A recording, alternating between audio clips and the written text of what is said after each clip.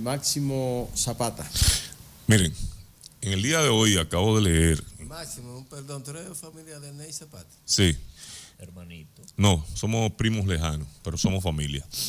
Mira, en el día de hoy estoy leyendo una noticia que va a alegrar a mucha gente y que va a transformar el mundo que conocemos hoy, porque a partir de un tiempecito más adelante vamos a poder traducir de cualquier idioma en tiempo real con un traductor en tu celular.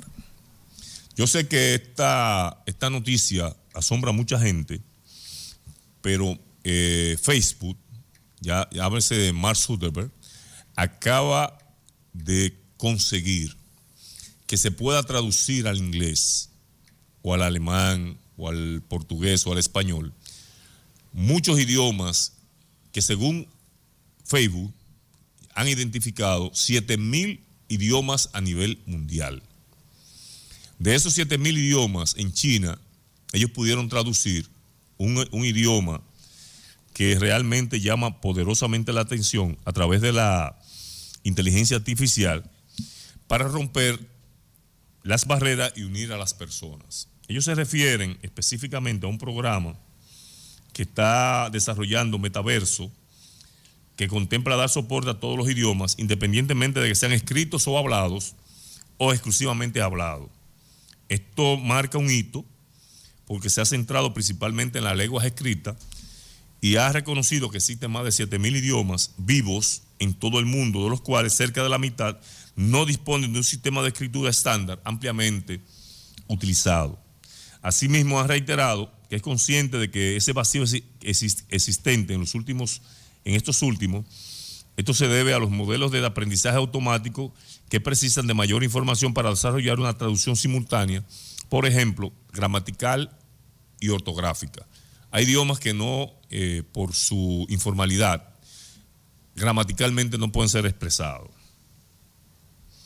Ellos llaman, lo que podría interesar, se llama WES Pro, el visor que para entrar en el metaverso, y que esto contará para hacer frente a los retos, y ha creado su propio sistema de traducción para una lengua principal oral, como es el Hokkien, que es un idioma de personas en China que buscaron idiomas similares, y el que más se parecía era el mandarín, y pudieron traducir del Hokkien al mandarín y del mandarín al inglés.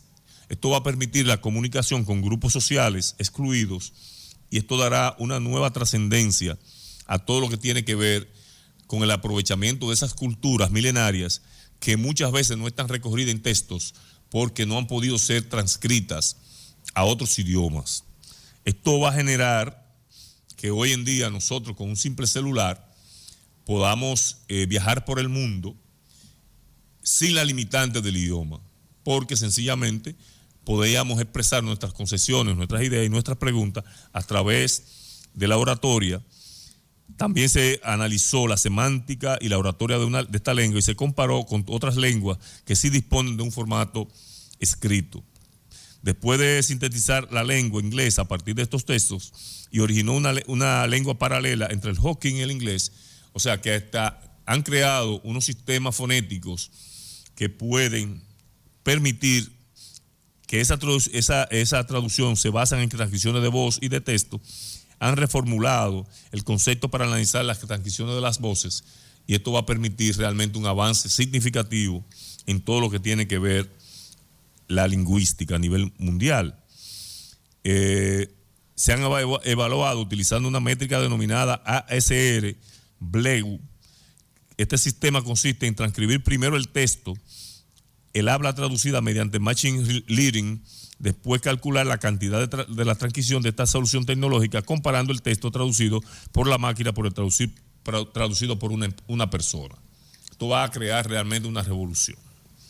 En otro orden de ideas, estuvimos leyendo un escrito que nos llamó poderosamente la atención, y es que un parlamentario europeo, del Parlamento Europeo, llámese de la Unión Europea, se llama Mitch Wachman, estuvo comentando al respecto del terrorismo y la doble moral o el doble rastrero que tiene Europa y Estados Unidos cuando se refiere a los temas que tienen que ver con el terrorismo. Este tema ha llamado poderosamente la atención porque él hace algunas comparaciones que para muchos real y efectivamente son concretas. Y él comienza hablando de Bosnia y Herzegovina, cuando la OTAN bombardeó Yugoslavia después de la caída del muro de Berlín y sencillamente aniquiló a todo el que pareció contrario a sus construcciones ideológicas. Esto también llama poderosamente la atención porque la invasión de Irak, él asume que las potencias occidentales entraron a Irak sobre el pedido de que existían armas de destrucción masiva.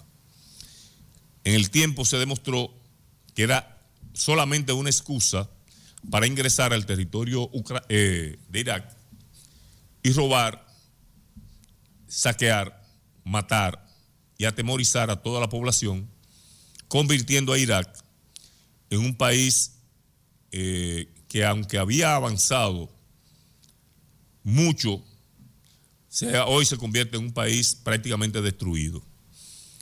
El mismo ejemplo se pone de Libia, que aunque no participaron, también bombardearon y construyeron el fake news que hemos estado nosotros repitiendo acá en este programa, y destronaron a Mohammad Gaddafi.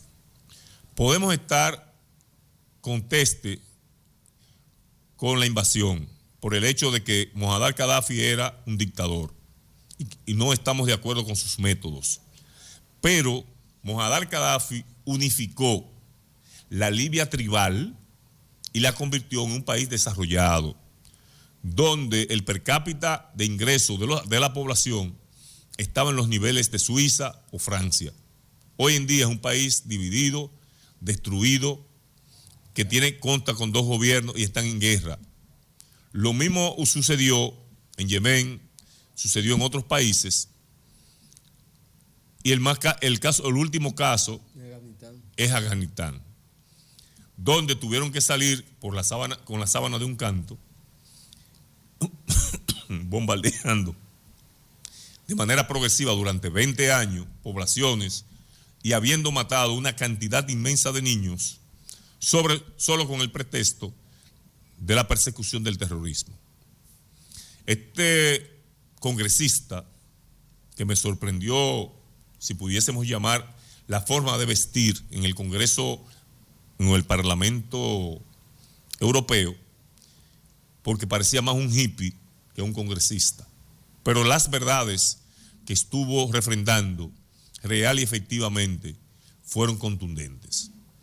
También se ha referido al tema un analista soviético, se llama Oleg Yasinski, sobre Fidel Castro sobre la OTAN. Esto fue una reflexión que hizo el líder cubano en el 2012 al respecto de las últimas reflexiones que él estuvo haciendo y habló de las cosas terribles de la OTAN y el escritor ruso dice que si hay una persona que tenía la interés para hablar de todo esto era Fidel, porque había sido víctima de 638 atentados en una isla contra todas las leyes naturales que pudo resistir a 90 millas del imperio más poderoso de la tierra y podía darse el lujo de ser, no podía darse el lujo de ser ingenuo, mientras los dirigentes de otros países que acababan de restaurar el capitalismo, llenando sus bolsillos del poder,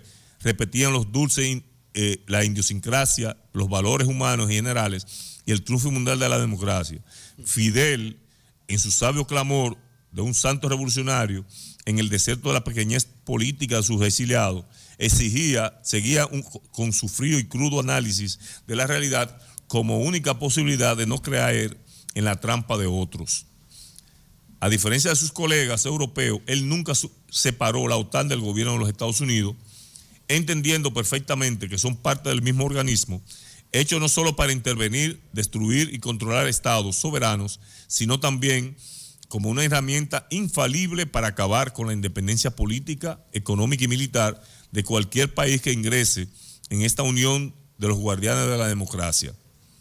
En su artículo sobre la guerra fascista de la OTAN, escribió el 28 de marzo en el 2011, a propósito de la invasión de Libia, dice Fidel: ni siquiera los líderes fascistas de Alemania e Italia fueron tan sumamente descarados a raíz de la Guerra Civil Española desatada en 1936, un episodio que muchos tal vez hayan recordado en estos días. Han transcurrido desde entonces exactamente 75 años, pero para nada que pueda parecerse a los cambios que han tenido lugar en 75 siglos, o si la desea, en 75 milenios de la vida humana en nuestro planeta.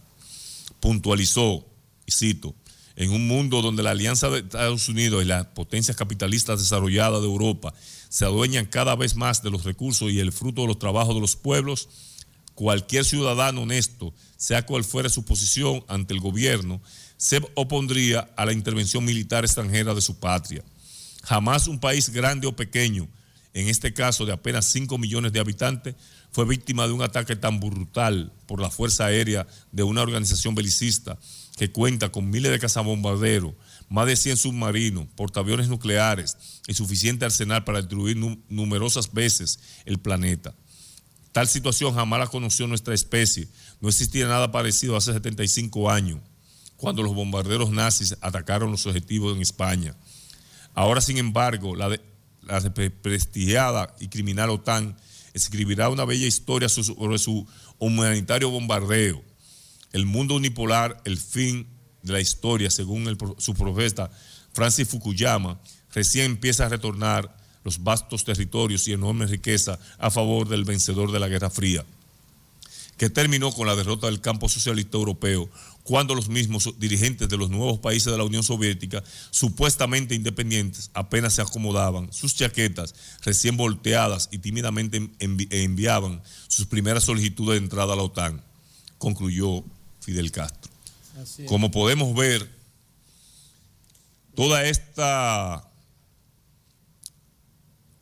parafernalia que hemos vivido en los últimos 30 años, del liberalismo, del libre comercio, ha sido todo un plan para adueñarse de los mercados, pero que afortunadamente en el día de hoy ha encontrado competencia y encuentra una barrera que se llama China, que se llama Rusia, que se llama los países del BRICS, y que sencillamente están dando la cara y que se le han puesto difícil a los Estados Unidos y a Europa.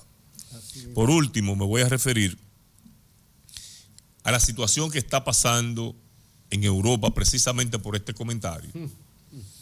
Y es que tanto Francia como Alemania han hecho un bloque en contra de algunas de las políticas de Estados Unidos. Como refería el escritor anteriormente mencionado, podemos decir que esa apreciación que en principio le dio cuerpo la OTAN ha resultado contraproducente para todos los habitantes de Europa que pertenecen a la Unión Europea.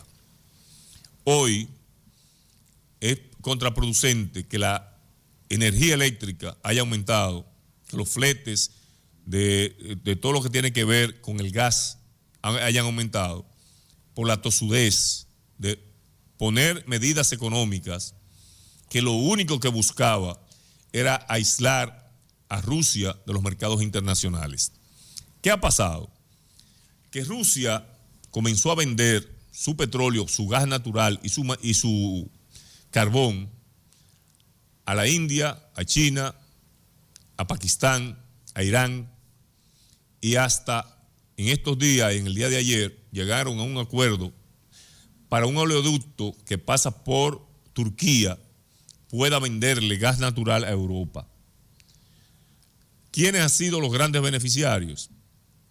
Precisamente Rusia, China, que le vende a Europa el mismo combustible que le vende Rusia, la India, que le está vendiendo la gasolina a Europa, que le vende Rusia. Y fíjense un dato interesante. La caída de la producción industrial en Europa ha devenido en una disminución de los fletes, cosa impensable hace pocos meses. Y esta disminución de los fletes y esta recesión económica que se está desatando en Europa, el día de hoy, con la renuncia ayer de la primera ministra de Inglaterra, pone de manifiesto toda la estructura gerencial de los gobiernos de Europa que han ido a una inflación, una hiperinflación y una recesión, dicha por el Fondo Monetario y dicha por el Banco Mundial. Fíjense que en Inglaterra no existe gobierno hoy, porque renunció la primera ministra. Se dice que ya Boris Johnson volvió a inscribir su candidatura para ser primer ministro nueva vez. Y los laboristas han comenzado a propiciar unas nuevas elecciones con el objetivo de sacar del gobierno al Partido Conservador, porque todas las medidas que adoptó Truss fueron contraproducentes y sencillamente no dieron los resultados esperados. Hablamos aquí de las huelgas que tiene el sector transporte, hablamos aquí de las necesidades que tienen los sectores de aumento de sueldos, pero también hablamos aquí de la gran inflación que tiene Inglaterra, que se ha tragado todo el desarrollo económico que habían tenido. Con el aumento de las tarifas eléctricas y del gas natural, sencillamente se ha disminuido el desarrollo de esos países y se espera que para el año próximo Alemania decrezca un 3% y la mayoría de los países de Europa van a decrecer. Ya Estados Unidos está a las puertas de una gran recesión. Lo que nos espera a nosotros, señores, más inflación, más recesión, porque cuando en Estados Unidos hay una situación de recesión, a nosotros nos golpea inmensamente por las remesas que envían los dominicanos al territorio nacional. Así es. Sencillamente, ese es el panorama internacional que queríamos acotar con ustedes. Bien, muchas gracias, Máximo. Señores, los camioneros mantienen bloqueado el paso por Dajabón del lado haitiano. O sea, ahí en Juana Méndez, nada más porque ellos quieren